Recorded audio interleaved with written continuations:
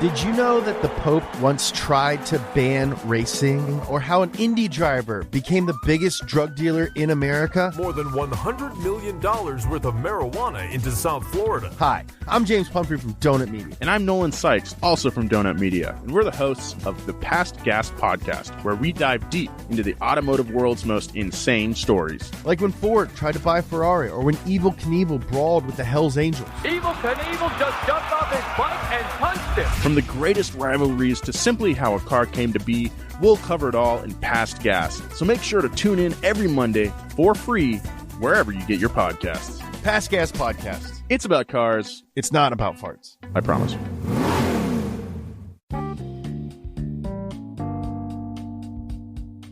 You are listening to Any Given Sunday, a part of the Dead End Podcast Network. Please subscribe to our podcast on Apple, Spotify, Google, and all other podcasting services.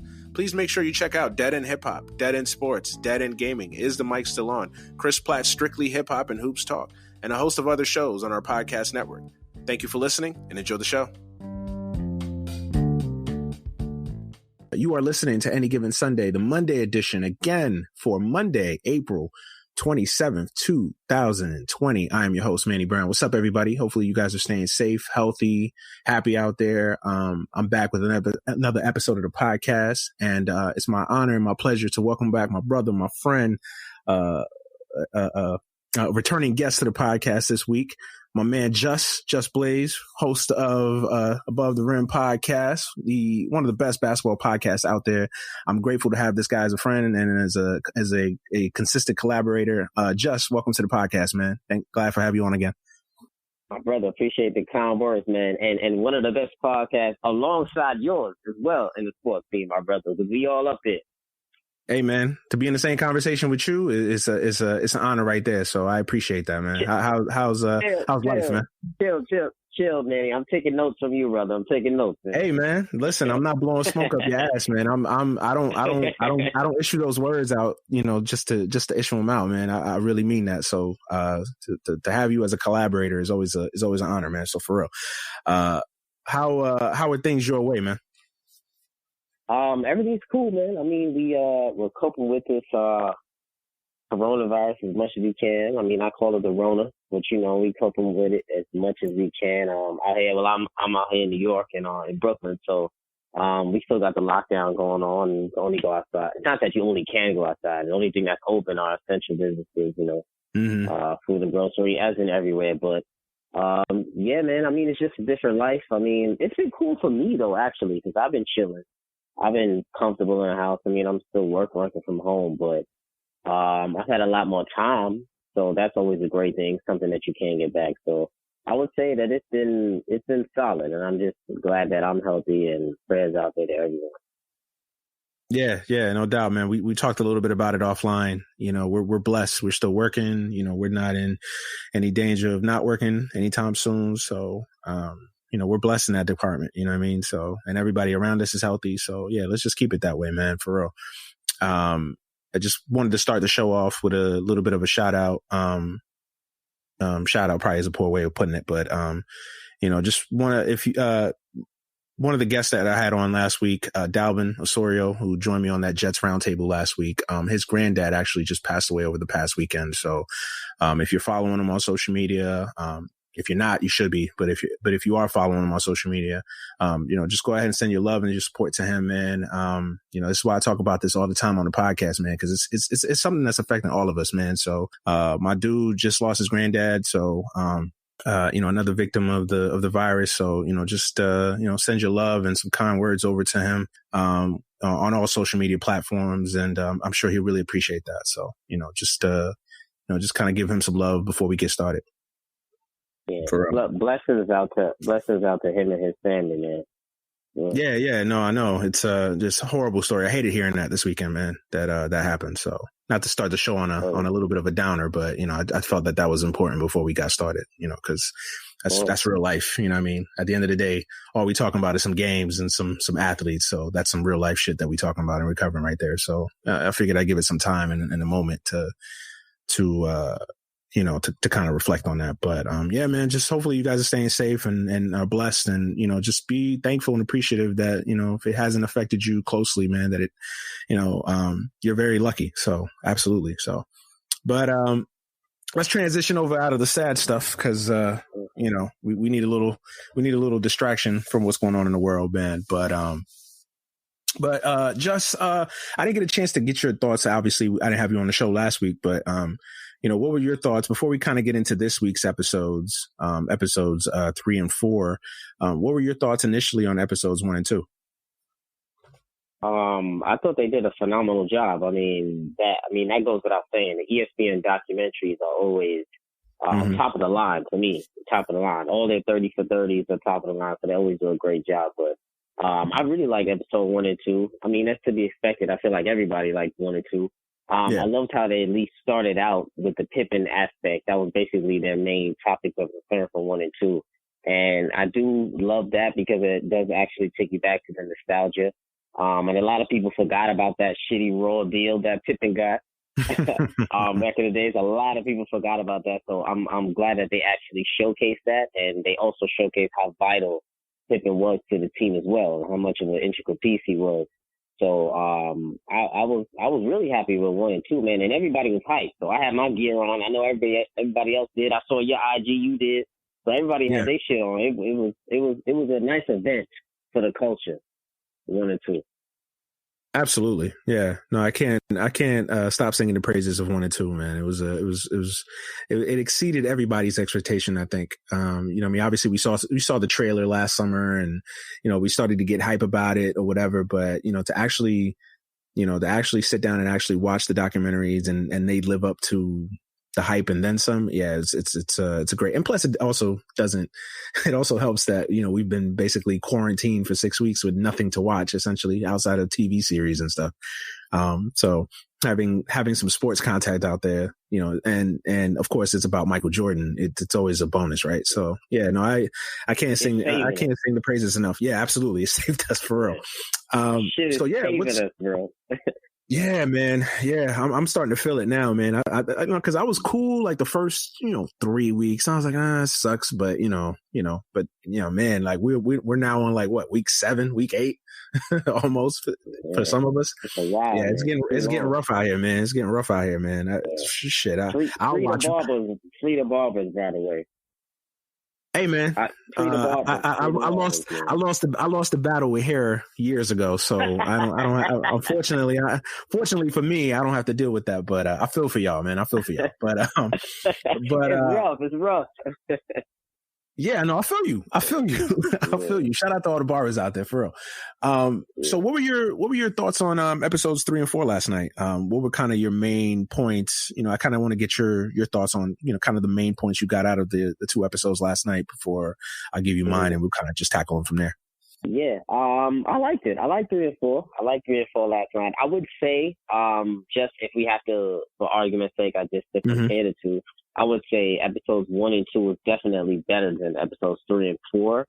But I think the aspect in episode 4, which I think probably was the best aspect of the entire documentary thus far, was the aspect of the Bad Boys versus Jordan. That aspect and that portion of the documentary. Episode 4 was probably the best part, but as a whole, I feel like episode 1 and 2 is better.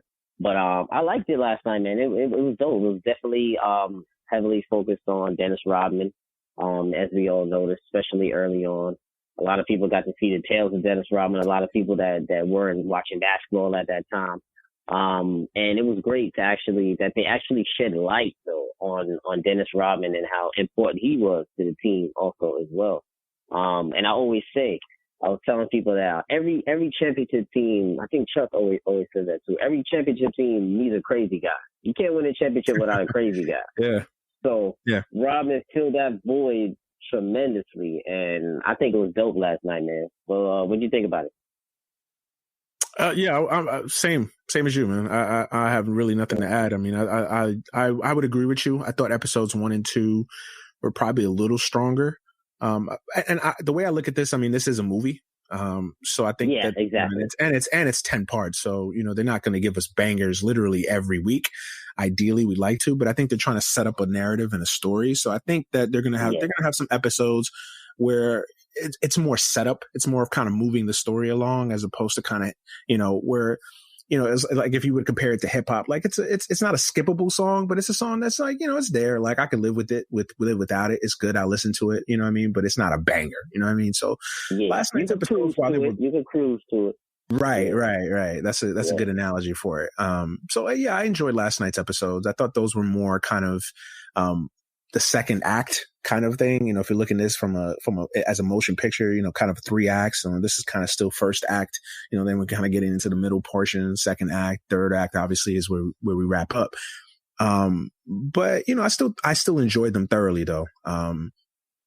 I like you. I love the focus on Dennis Rodman. I like that they focused on him, but they didn't take away because, I don't know if some people are aware, Dennis has his own 30 for 32. So I think that they covered a lot of things that were in the 30 for 30, but I also felt like they gave you enough where if you want more on Dennis Rodman, you could still kind of focus on his 30 for 30 without taking away from, Jordan or making it too much focus on Dennis Rodman. Cause I did see that on Twitter. Like, some folks kind of wanted more on Dennis Rodman and, you have to kind of think about it that he has his own 30 for 30 and, so to that part. But no, I like the fact that they're kind of choosing to focus on different aspects of the Bulls, not just Jordan. I mean, obviously Jordan is the overarching theme and his success and that team success, but kind of focusing on some of the other guys. Like obviously the first 2 episodes focused on, Scotty and a little bit on Jerry Krause, but obviously Scotty was the main focus of kind of the first 2 episodes. Then the 2 episodes last night, obviously, Dennis Rodman. And, the other aspect that I enjoyed about it is kind of focusing on Phil a little bit, kind of seeing where his upbringing was. Cause, a lot of people kind of have this perception that like Phil just kind of walked in the door and was just handed a job and don't really kind of think of all the, Phil had to put in some work, Phil had to pay his dues, coaching in independent leagues and in the CBA and, working his way up as an assistant, so doing things like that. So kind of focusing on his career, his journey to becoming, the Phil Jackson that we all know today, obviously. So I like that they're focusing on those aspects of the supporting characters, to Michael Jordan. But, I'm with you, man. I thought that 2 episodes last night was a strong continuation, of the story. Yeah, I definitely like that. I love how they did a little spotlight on Phil. But I also loved how they also gave Doug Collins a little bit of shine as well. Yeah, I like that was cool. Yeah, that was cool. Yeah, because a lot of people, a lot of people just remember Doug Collins as a broadcaster right now, and Doug Collins is a phenomenal broadcaster. But a lot of people forget that he was really the first coach to help Jordan excel to his highest individual potential. You know what I'm saying? So, and to be fair, no shot to him because it worked. But I feel like that Doug Collins was a phenomenal coach. I don't feel like he gets enough credit for the work he did with Jordan because Phil gets all of the credit, and rightfully so because he did actually win championships with him. But I think one thing probably to Doug Collins' detriment was that probably he was an enabler, which I think the document kind of showcased a little bit how he enabled MJ to say that. I remember the documentary where they were saying there's no iron team, but then he said there's an iron win. Yeah. So I feel like Doug Collins kind of enabled MJ a lot because he did design the offense catered around MJ, which rightfully so. That's smart anyway because he is the best player in the league at that time. So, I mean, I would love to build an offense around him too as well. But I think he just probably didn't maybe challenge Jordan enough to look for his teammates in the way that Phil Jackson did, in the way that they showcased when he asked him about Paxson and the finals and stuff. So I do like that aspect that they did show the rise and fall kind of, if you want to call it that, for Doug Collins. So that was good to see also as well. Yeah, I like that aspect of the documentary. I mean, the whole coaching situation I thought was very interesting. I mean, I'm always into kind of imaginations when it comes to discussing coaching and whatnot, and just kind of seeing how that whole thing played out. And you could tell Doug wasn't, I mean, they talked about it. Doug wasn't a fan of Tex Winter, and they kind of talked about it. You know, you could tell Doug really wasn't feeling Tex Winter and didn't really want to get into it. But, you know, you could tell that some stuff went down there. You know, you could kind of, you know, I not trying to put words in that guy's mouth because he didn't speak obviously on it, but you could kind of tell that Doug kind of still doesn't appreciate how it all went down and kind of felt like the fix was in from the start. You know, obviously you got Jerry Krause bringing in Tex Winter and Tex Winter bringing in Phil, and Phil now being on the bench, and, you know, the whole beef that went down with, I wouldn't say beef, but the whole situation that went down with, you know, Doug Collins not wanting Tex Winter on the bench and that sort of thing. So I thought that was very interesting. I thought that was my favorite. Yeah, I know you said your favorite part was the Bad Boys Pistons part, but I thought that was one of my favorite parts is just kind of talking about the whole Phil, Doug Collins, Tex Winter's dynamic and how that all kind of came to be. Yeah, so we're just gonna run through some of the highlights, and then we kind of discuss them further. First and foremost, obviously we'll get into the Dennis Rodman situation, kind of to start the story. You know, start of episode 3 was really focused heavily on Dennis Rodman. Talk to me about Dennis, because, you know, I feel like especially new age basketball fans, they kind of don't appreciate a guy like Rodman. All the things that he brings to the table, all the things that he brought to those teams. I mean, even going back to Detroit in the Bad Boys days, all the things that a guy like that brings to the table, brings to a championship team. You discussed it. You know, every team needs a crazy guy. But I feel like just calling Rodman a crazy guy, and I'm not saying that you're saying this, but just calling Rodman a crazy guy is really kind of underselling his importance and his greatness in his own way. Yeah. So just talk to me a little bit about that. You being such an avid student and a fan of the game, just talk to me about Rodman's impact and like what he really brought to the court. Calling him a crazy guy definitely understates Rodman. Yeah, but I was saying that because, you know, Chuck usually says that, like he calls Draymond. I know what you're saying. Yeah. But for sure. I mean, you gotta have a guy like that because he was very a very integral part of the team. And what actually Jordan displayed in the documentary was that how he was such a low key. He was a cerebral player, low key, even though he wasn't an offensive force. He was a cerebral player on the defensive end, even knowing like simple things like knowing where to switch, knowing where to be when there's a down screen, and knowing where to be when if you're playing a 2-3 zone, or just being in the right spot on the floor where you can trust each other, basically. That you can basically quarterback your offense and your defense just through talking, and that's really when a team really comes together with a lot of cohesion. And then they also needed that grit in the lineup that Dennis Rodman brought to the table, which they lacked once they gave up Charles Oakley. Everybody knows when he went to the Knicks. So they really got that back when Dennis Rodman came. So he really provided that force up front. And he was a great defensive player, man. And he's definitely one of the best rebounders of all time. I believe, I don't know if it was for his career, but I think he averaged like 14, rebounds for his career. I don't have the numbers in front of me, but I know he led the league in rebounding 7 straight seasons. I mean, think about that. To lead the league in rebounding, especially in that era, lead the league in rebounding for 7 straight years is just nuts to me. And I remember in Detroit, I think it was 91, either 1990 or 91. I think it was 2 or 3 years straight. He averaged 18 rebounds a night.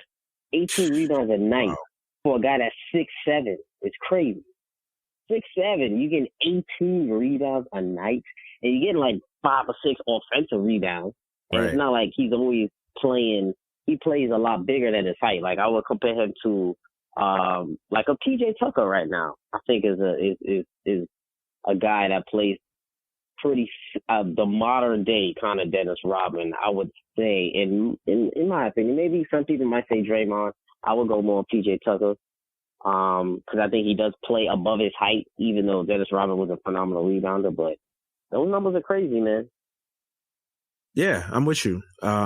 Dennis, to me, I mean, it's crazy to me that people still kind of, I don't want to say underrate, But I mean, in a way, they kind of do underrate. They do underrate Dennis Rodman. I mean, and look, nobody's sitting here saying Dennis Rodman is Bill Russell or Dennis Rodman is Charles Barkley or Bob Pettit or somebody like that. We know he's a different type of player. Obviously, no one's going to sit there and look at his stat sheet, because I'm sure some 20-year-old kid is going to look up Dennis Rodman and say he only averaged 7 points, so that means he was garbage. But you got to look at all the things that he brought to the game, all the little things, the dirty work, as they say. Defending multiple positions, because he just didn't defend guys in the post. I mean, he also stepped out and defended, especially in his younger days in Detroit. He defended a lot of guys in the perimeter. I mean, he was on Magic in some of those final series. Like he defended, in a lot of ways, he defended all 5 positions. So, I mean, he was just a phenomenal defensive player. And what I loved, I think probably one of my second favorite, either first or second favorite aspect of last night's episodes was when they were discussing, the Rodman's technique, when he was sitting there discussing, like, he would study the bounce of the ball and study how each player, when Jordan shot from this place, the ball would bounce this way, and like just kind of watching him. And he's talked about it before, but like last night, I've never seen him talk about it so in depth like he did last night, where like the science of it all, the science of rebounding, how he would study different players. Because I think the perception is that Rodman was this crazy party. And he was. Obviously, they get into that in the podcast yesterday. In the episode yesterday. So they do discuss that aspect of him, but people don't really understand, like, this dude, like you said, was cerebral. He was a smart basketball player, and he put the work in. He studied, man. He studied. And I mean, think about that, to study the technique of rebounding, to watch different players, to study shot angles and, the bounce of the ball and how it hit the rim. And if it hits the rim at this angle, the ball's going to bounce this way. I mean, just that level of commitment and that level of genius is amazing to me. Mm-hmm. It is, and it just shows you that you can't judge a book by its cover, because he definitely clearly doesn't look like the most cerebral player, and that's just because of how he looks. You would assume that, but he does study the game. He was in those film sessions. So, listen, he played with probably the most demanding player that has ever played the game. So, and excelled at that. So, you gotta show that man love. And the numbers showed, man. He's rebounding the hell out of that ball. Gotta give him some love. Yeah, absolutely. What did you think of them covering kind of the wild side of Dennis Rodman? The part, obviously the vacation aspect of it, of the story, when Dennis asks for a vacation, basically, in January of '98 when Scotty comes back. What did you think of that part? Oh, I loved it, man. Listen, you mean my boy was out there reinventing load management? With his 48-hour vacay. I love it, man. We love to see it. I mean, that was pretty cool. I'm glad that they showed that aspect. And then they brought in Carmen Electra, which is dope too, because I know a lot of people didn't even realize that he was dating her. And I still don't know how he pulled Carmen Electra, but that's another story for another day. And Madonna. Think about I don't know what they was sipping on, but hey, man, it was. I hate to play, I hate the game, right? True that. Shout out to Carmen Electra. She's looking right, in 2020. Looking solid. Yeah. She looking solid. I tweeted that last night. I was like, damn, Carmen Electra still look good after all these years. Like, shout out to her. Oh yeah, I didn't see that. Oh, I done gave you a like on that, because I said it too, man. I said it too. She definitely still eating a T-bone steak or whatever. She sure right. But yeah, so it was good. I'm actually glad that they showed that, man. That was a good aspect to show that, and that showed that side, and it showed also that it showed that and it actually can go into all aspects of life when you're running a business or when you're managing a team or whatever. You have to take each individual person on your team for who they are and allow them to be who they are, which will allow them in turn to flourish, and you can get the best out of them for your team when you allow them to be who you are. So that they allowed him to go on that vacay, and they trusted him that, he didn't come back after 48 hours, but they trusted him enough to come back and then work hard to get back in shape and work twice as hard to get back in because we let you out. So I think that was dope, and I think all teams need to do that, but a lot of a lot of management, I guess, is not trusting of the players. But I think that was cool to watch, man. It definitely was a lesson. Yeah, absolutely. And I love the story that Mike was telling about the scrimmage or whatever, and the running in the straight line, and the person that runs in the back has to go into the front, that whole story, and how Dennis, when he got up to the front, they all expected to they were all kind of keeping it at a low jog so that, because Mike wasn't trying to run no fucking laps and whatever. And when Dennis gets up front, he just gets off running. So, I mean, that just a little funny anecdote like that, but that just shows that the dude, because again, like we talked about it, the perception of Dennis Rodman is that he was just kind of this loose cannon, just nutcase. And he was, to a degree. He was. I'm not trying to underestimate that. He absolutely was. But the fact that this guy worked hard on a basketball court, that the guy never took a night off, never, gave it 100% as far as when he was on the basketball court, always gave it 100%, always worked hard. I thought that needed to be highlighted. I thought that needed to be reflected. And that's coming from Michael Jordan. That's not coming from some random, that's coming from Michael. I mean, if you got Michael's respect in that regard, then that just speaks volumes. And I loved how they talked about, in the midst of the 97-98 season when Scotty was out and when they started the turnaround. And a lot of that was predicated on Dennis Rodman, because, they talked about it, how Michael needed Dennis during that time. And, he needed him to be kind of that second guy in a way. And really Dennis kind of took off and helped lead that turnaround. So I really loved how they covered that part and really, again, highlighted Rodman's importance, because I feel like a lot of times, just throughout history, I feel like people just don't give Dennis Rodman enough credit. And I feel like a lot of his exploits off the court has taken more of center stage than the fact that the dude was a phenomenal defensive player, man. One of the greatest of all time on the defensive side of the ball. And I think that can't go unnoticed. 100%. I couldn't have said that any better. It definitely can't go unnoticed. Right. Let's talk about your favorite part of the show, of the 2 episodes last night, is talking about the rise through the Eastern Conference for the Bulls and obviously the rivalry with the Detroit Pistons. Funny enough, we talk about Dennis Rodman, and it's fitting that we talk about the Detroit Pistons. Talk to me about that part of the episode. Do you feel like they did justice to talking about the rivalry, talking about Jordan and the Jordan rules, and what did you think of even after all these years, 30, 40, almost 40 years? I mean, think about it. Almost 40 years. In a few years, it's going to be almost 40 years, right?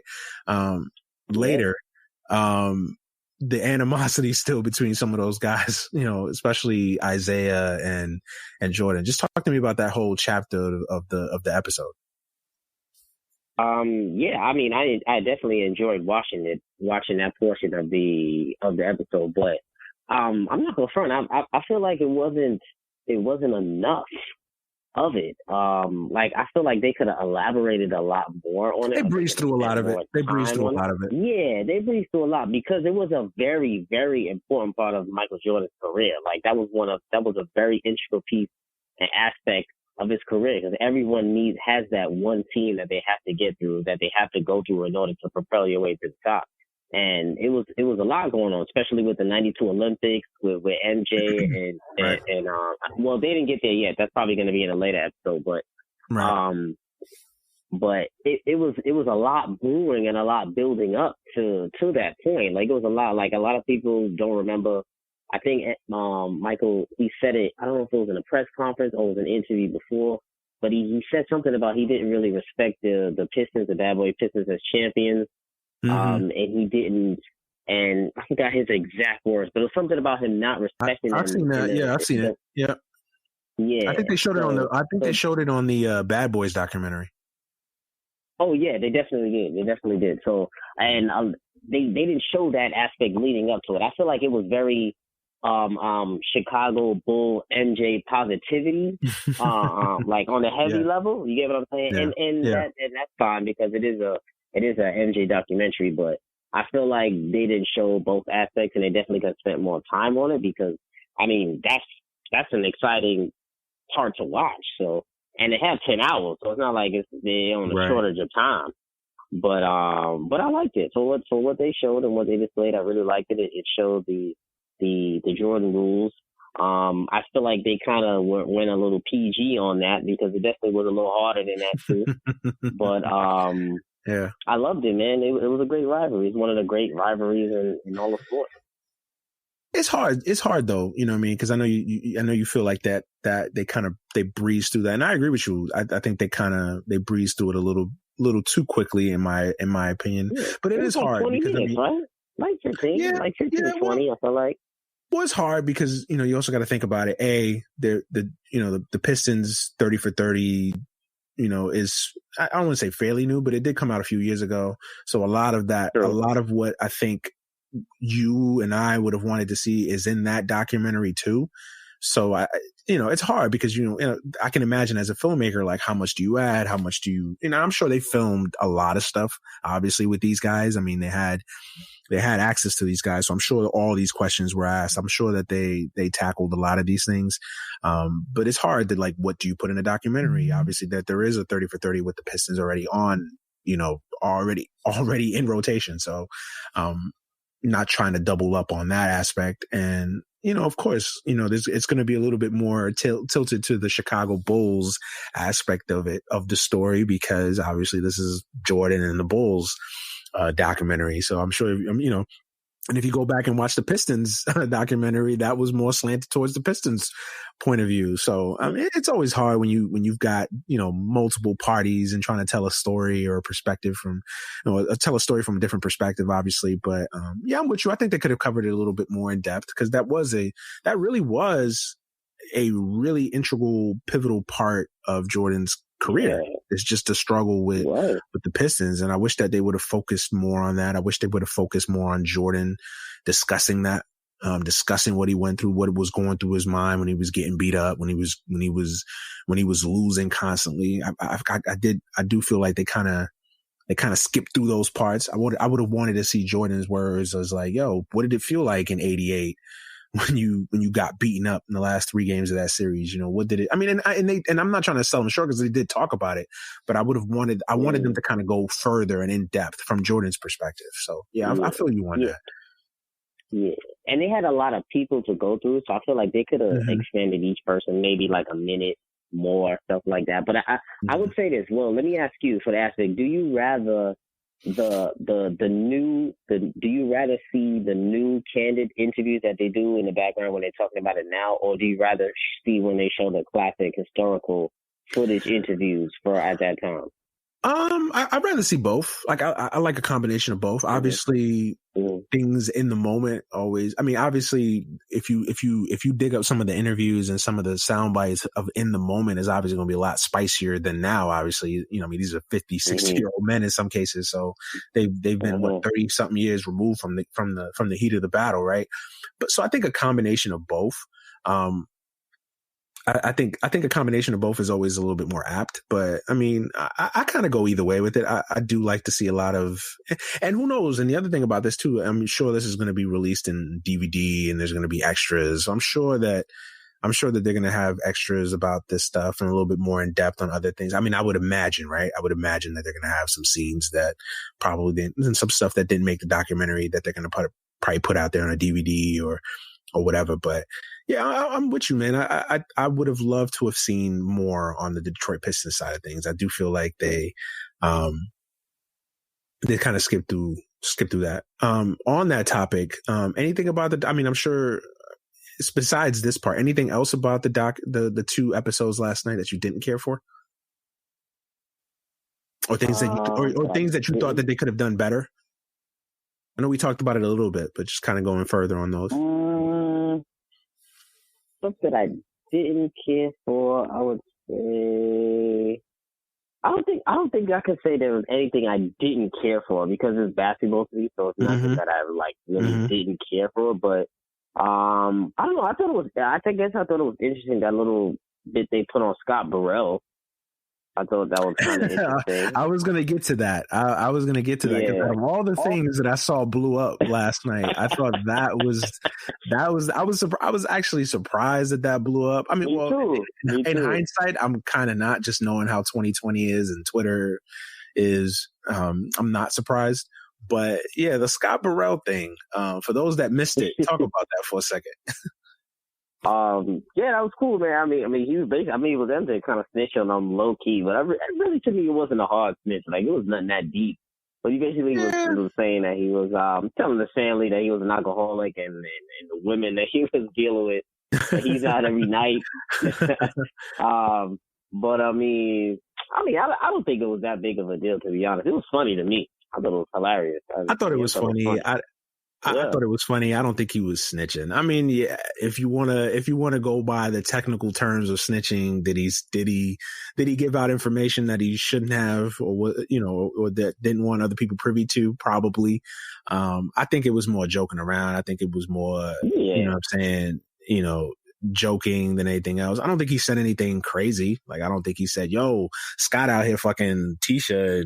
Does your wife know?" Like, I don't think he got into any details. I think it was just Jordan joking around. And I think it was more, I think, here's the funny thing. I think, like, in hindsight, I think the producers and the directors, I think they probably would have cut that part out. I think they just kind of wanted to show Jordan's personality and his notorious shit talking.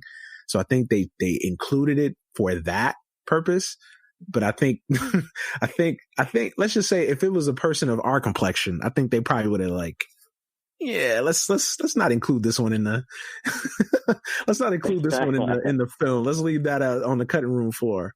But honestly, I didn't think it was that bad. But the Twitter police out there, yo, Jordan's a snitch. Like, I had a dude text me I saw that. I had somebody text me today, like, yo, your boy's a snitch. What?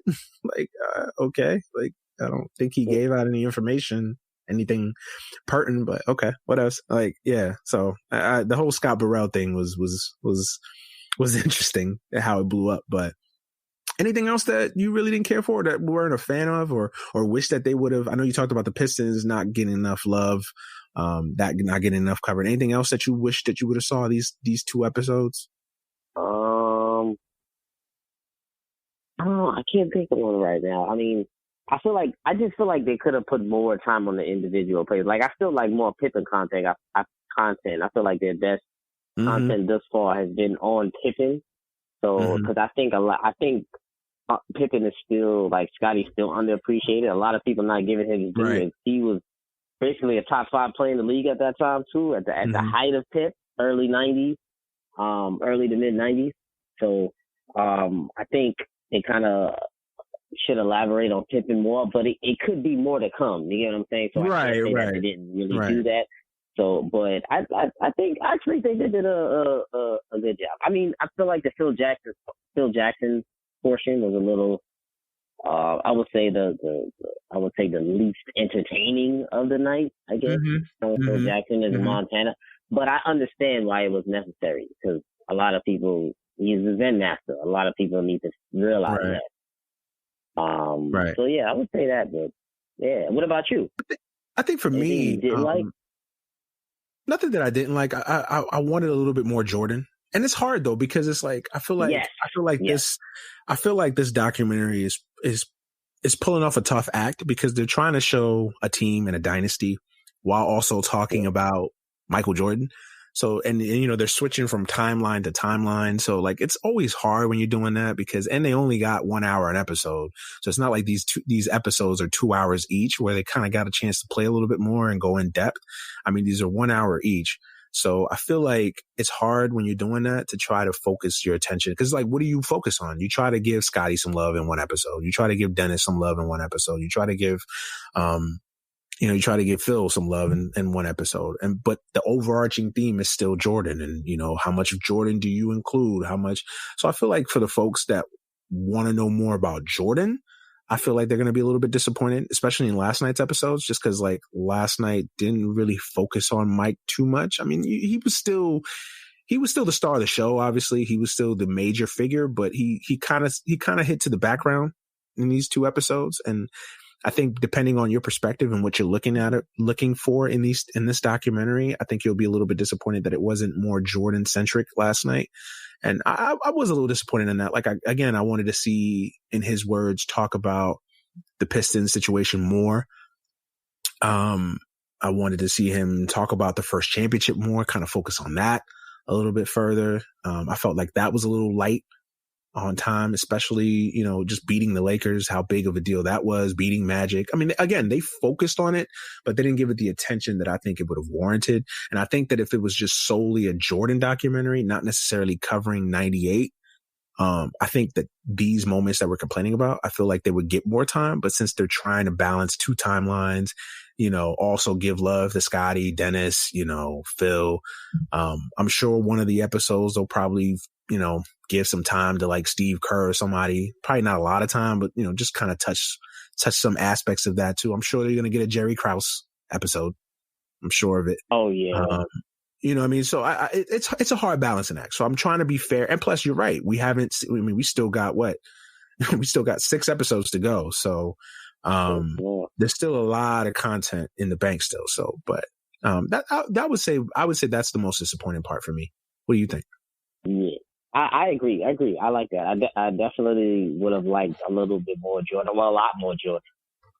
Right. But I think they're trying to probably do like too much. I feel like, and it's hard because there's a lot going on, and you still have to tell the story over again for people who don't know.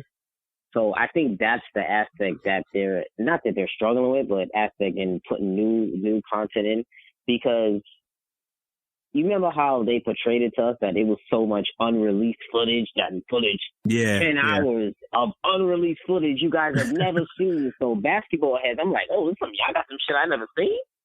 Like, right. And I'm like, okay, so what they have? So I haven't felt that. Like that didn't hit me yet. Like it hasn't been anything that I haven't seen yet. You get what I'm saying? It's just me, basically, for me personally, it's me more so reliving the moment, like nostalgia aspect, but not necessarily learn new shit. You know what I'm saying? Yeah, I'm with you on that. I'm definitely with you on that. Like, I feel like I haven't been, like the Scotty thing. I think a lot of people learned a lot of things about the Scotty thing and just how much that team hated Jerry Krause, especially at the end. I think that the first 2 episodes, I think we really learned a lot of new things. Last night's episodes, like, I don't think you really learned anything. I mean, for those that didn't know Phil's background, I think they learned something. I think for the folks that didn't know all the drama that went with, you know, the coaching change from Doug Collins to Phil Jackson, I think they learned something, but it wasn't earth shattering. It wasn't stuff that I think normal basketball fans didn't know about. Like, I think people knew that, the thing was, I think people know about the Dennis thing. And again, it's hard. And also I think that knowing what we know now and knowing that there is a 30 for 30 on Dennis Rodman, like I think probably maybe cutting the Dennis Rodman part out a little bit would have probably been more apt, or even the film aspect of it. But I don't know. I'm not a producer. I'm not a director. So I know that part is probably hard to try to pick. And again, they are trying to tell a Jordan and a Bulls story. And what part of it do you keep? What part of it do you not? Switching timelines. So that is difficult. But I think that's my number one theme. I feel like more Jordan. I want more Jordan. I want more of his thoughts and because I mean, another thing about it too is like, we don't get to hear from Jordan a lot. You know, he doesn't do a lot of interviews. You don't get a lot of deep dives and in-depth, pieces on Jordan, you know, even now. So seeing him talk about these things, seeing him talk about his career at length, I feel like that's what a lot of people signed up for. So I would say, and it feels like we're bagging on the episodes last night. It's not. Like, they were perfectly fine. Not at all. I just feel like the high of those first 2 episodes, and last night was like, it was cool. It was cool. Like, it was a good continuation, but I wanted more. Cool. Yeah. Definitely. I couldn't have feel any better.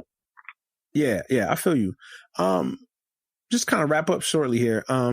So how did you like how they kind of finished episode 2? They finished with the drama of Jerry Krause, and I guess we can get into it because I didn't get your thoughts on it last week. What were your thoughts on Jerry Krause? Because like we were talking about things that we didn't care for, didn't like. Like, I don't know. For me, I don't want to say I didn't like it, but I kind of felt some type of way. Like, they were bashing Jerry Krause a lot, and I'm not saying it because I'm a Jerry Krause fan. I'm not saying it from that aspect, but I do feel like it's kind of messed up that like, you kind of bagging on this dude that's not here to defend himself. You know what I mean? That's kind of like, I feel some type of way about that. Like, I don't know. It just kind of makes me feel like, like you could have that part, you know, I don't know if it's, you have to include it because like my co-host last week, or my guest last week, Jeff said, it's part of the story, it's part of history, it's fact, it happened. So I do agree you have to include it. But like, what about you? Like, what do you feel about it? Like, I feel like, I don't know, like going hard on a dude that's no longer here, that we can't hear his thoughts on 2020, in 2020 time frame to like say, hey, well, this was my thinking then, or this is what I felt then. His perspective on the story, you kind of hearing everybody else's, and he can't defend himself. What did you think about that part? Yeah, I definitely feel like I could agree with you. I definitely feel like there was an agenda, I would say, to push about, or narrative, I should say. That's a good way of putting it, an agenda. Absolutely. Yeah, there definitely was a agenda for whoever was behind the documentary to display Jerry Krause in a specific light. But I mean, he definitely had his faults. I mean, shit, everyone there clearly hated him. Clearly hated him. They didn't like him. It's true, but you definitely still have to, from a basketball perspective, you still got to give him credit for building that team the way he did, and the move that they talked about. That was a little controversial, was when he traded Oakley to the Knicks. He got Bill Cartwright that finally got his 10 to. He was trying to build a championship roster. So you got to give him credit. I feel like the Knicks got the better of that deal historically, in my opinion. Yeah. Oh yeah. 100%. 100%. I feel like that deal's kind of been. I feel that deal's kind of been. I don't want to say forgotten about, but I feel like it's been underrated historically. Undersold. About how undersold. Yeah, like undersold to go word for it. Yeah, because I feel like that deal.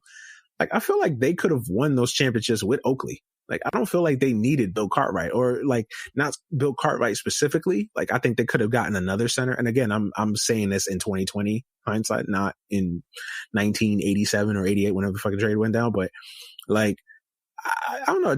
That's another thing that kind of stuck out to me. It's like, damn, like looking at Charles Oakley and the player that Charles Oakley was, even at that time. He's a better player. Right. Like he was and I think historically he's a better player than Bill Cartwright. Not saying that Bill Cartwright wasn't a serviceable player. He was, but I don't know. I feel like they could have won with Charles Oakley. That's just my opinion. Yeah, I agree. They definitely could have, but I think how they were thinking, and I guess I do see it from their point of view, was that it was basically for the arrival and the emergence, basically, of Horace Grant. So they kind of, remember they had Horace playing the 4 a lot and Bill Cartwright playing the 5. You know, Cartwright was mediocre, man. I mean, I don't know how much credit people give Cartwright, but he was an average center. He wasn't, especially at the time when he got to the Bulls. Yeah, he was, he was a little average. He was a little slow. You know, he had that nasty ass form.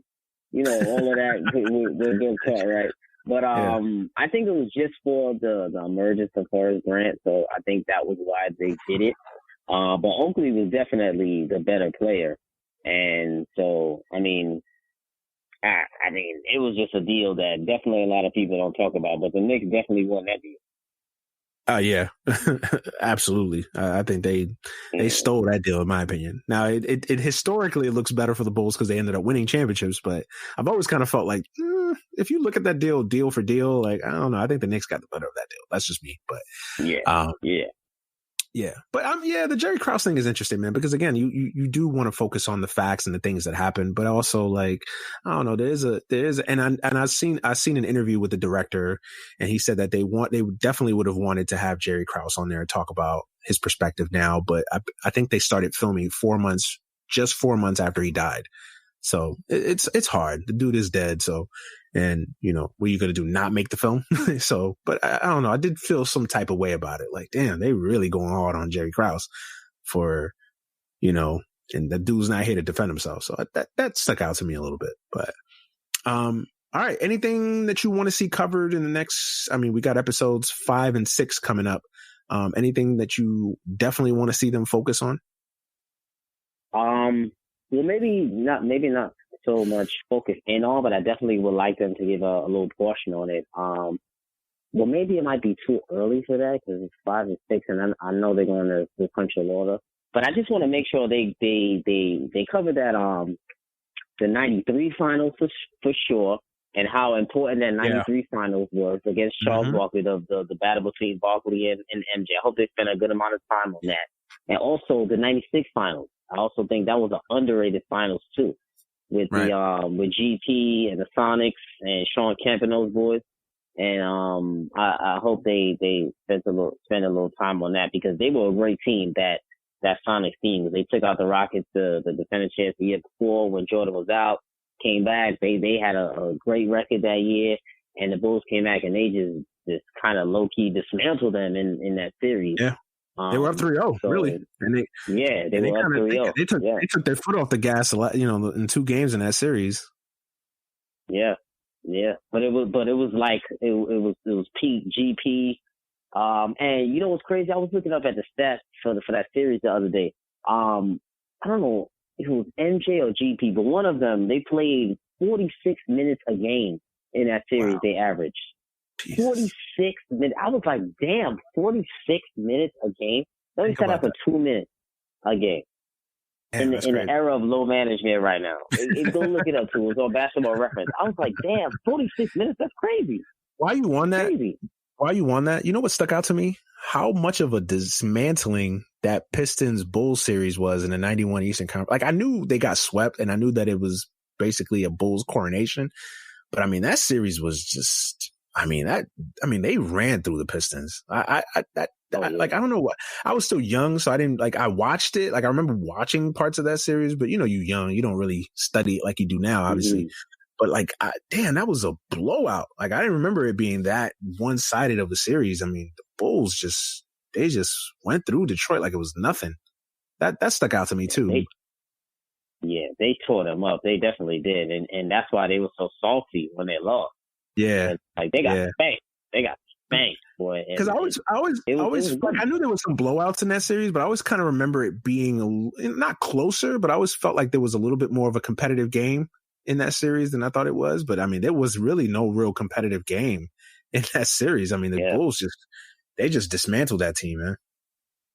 Yeah, they did. They sure did. They sure, and it was still a good series because there was a lot of drama. That was a drama-filled sweep. Yeah, as there ever could be, right? A drama-filled sweep. Yeah, no, for real. I think for me, I'm definitely looking forward to them talking about the Dream Team. Obviously, that's an important moment in basketball. I think that should be the next one, right? That is. I've seen the trailers for next week. That's definitely going to be on next week's episodes. The Dream Team. I'm with you talking about the '93 finals with Barkley. More Jordan next week. I want to see more Jordan next week, especially now that you've covered Phil, you've covered Dennis, you've covered Scotty. I think those are the main supporting players. I don't think we need to go any more in depth on anybody else, really. I mean, I'm sure they're going to get in depth, obviously, with Jerry Krause, probably. That's the only other person I think you would probably focus on. But yeah, more Michael, especially now after the championship, now officially the poster boy of the NBA.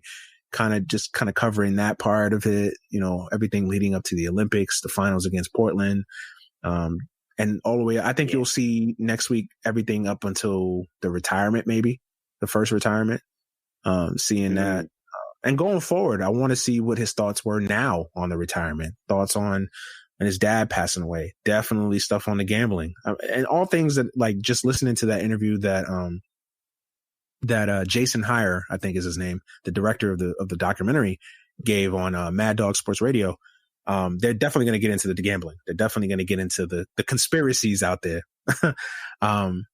They're definitely going to get into those things. So I'm definitely looking forward to that and see how they handle that. And I don't want them to shy away from it too. I want them to ask Jordan the tough questions, and I like how they brought up the iPads too, and played him the responses of Isaiah and so on and so forth. I like that, getting his reaction in real time.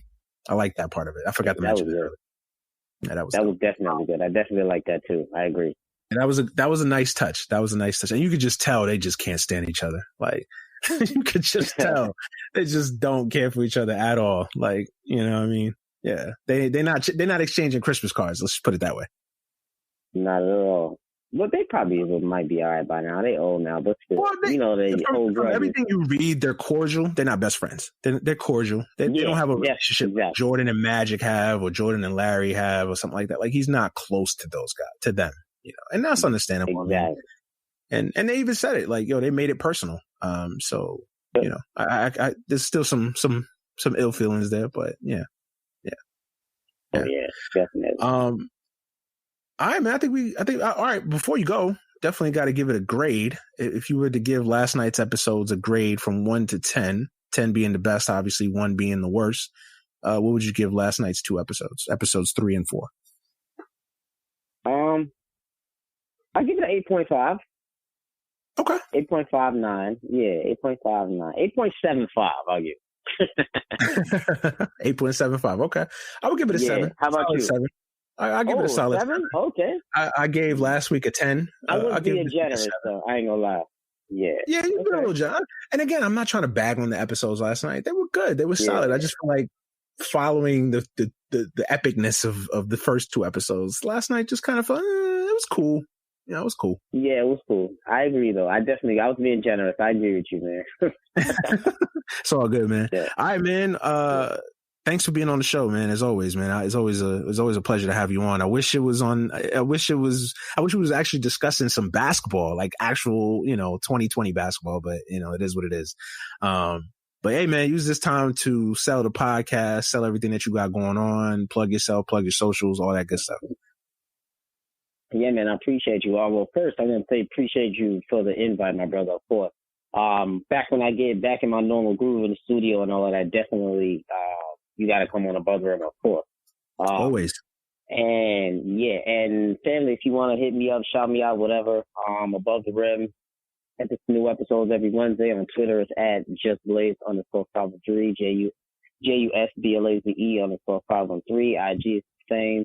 And Manny, my brother, man, I appreciate you, and we need some more basketball, man. I'm hungry right now. Hungry. Oh man, tell me about it, bro. Tell me about it, man. I'm not gonna be. My wife says I'm too negative, so I'm trying to be positive, during this whole outlook. But I really don't see us having a 2020 basketball season, bro. I'm just gonna leave you at that. Nah, we coming back. Come on, man. Don't say that. We coming back, bro. Man. Stop it. I don't know. We'll see. We'll see. We coming back, bro. See, my logic is expect the worst, so when it doesn't happen and you get better outcome, you're pleasantly surprised. That's my logic. Yeah. That's the way I approach it. But yeah, man, I'm with you, man. We definitely need some basketball because I'm hurting right now, man. I'm hurting for real. But yeah, man, always appreciate you. Always appreciate your kind words and I'm a fan of yours and everything that you do and the content you put out. So it's always a pleasure to have you on the show, man. I really appreciate it. For everybody else, man, thank you for listening. Thank you for supporting the show. You guys know where to follow us on Twitter at AGS Pod, Instagram, AGS Podcast, Facebook, Any Given Sunday. Make sure you become a member of AGS Nation. Follow me on Twitter at The Emmanuel Brown, Instagram at The Emmanuel Brown, Facebook, Manuel Brown, and Snapchat, MannyBro15. I'm gonna get up out of here. Hopefully you guys have a happy, safe, blessed week. Again, send your condolences and your prayers to Dalvin on Twitter. If you haven't done so already, our prayers are with him and his family as he's getting through this trying time. And just please be safe, everybody. Please go out there, be safe. If you live in a state where they've eased some of the restrictions, still be safe. Yeah, man, just come back next week for another episode of the podcast. For Just Blaze, I'm Manny Brown. We are out of here. Peace.